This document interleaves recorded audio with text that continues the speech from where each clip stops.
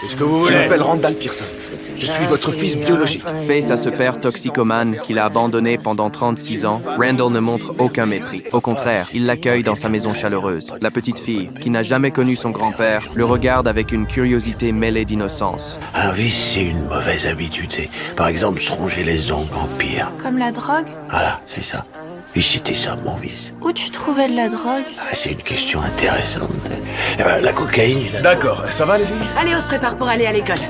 À cause de ses excès passés, William est depuis longtemps atteint d'un cancer en phase terminale. Randall lui annonce qu'il a déjà pris rendez-vous avec l'un des meilleurs spécialistes en oncologie. William prétend que ce n'est pas nécessaire, mais dans son regard, on lit une profonde gratitude. Je m'excuse, je sais qu'elles sont trop jeunes pour parler de cocaïne. 6 ans est un tantinet trop jeune pour la cocaïne. Oui, mais 7 ans, ça va. On les laissera essayer à 7 ans.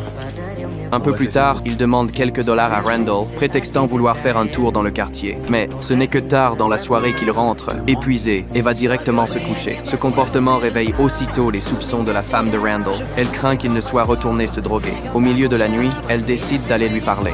C'est pour ça que je vais devoir vous poser quelques questions. Demandez ce que vous voulez. L'argent que vous lui demandez, vous en servez pour le bus? Ouais. Vous allez où? Chez moi, à Philadelphie, c'est un long voyage. Pourquoi? C'est pour prendre de la drogue? Vous vous droguez? C'est à ce moment-là que Randall arrive. J'ai un chat chez moi, et il est tout ce que j'ai vrai. Je fais la route tous les jours pour aller le nourrir. 3 heures de bus aller-retour. Pourquoi tu nous as pas dit que t'avais un... La petite fait de l'asthme. Je savais que si je te parlais du chat, tu m'aurais dit de l'amener. Ça aurait causé des problèmes, et je ne veux pas causer de problèmes. Parce que sinon, je vais être obligé de partir, et j'ai pas envie de partir.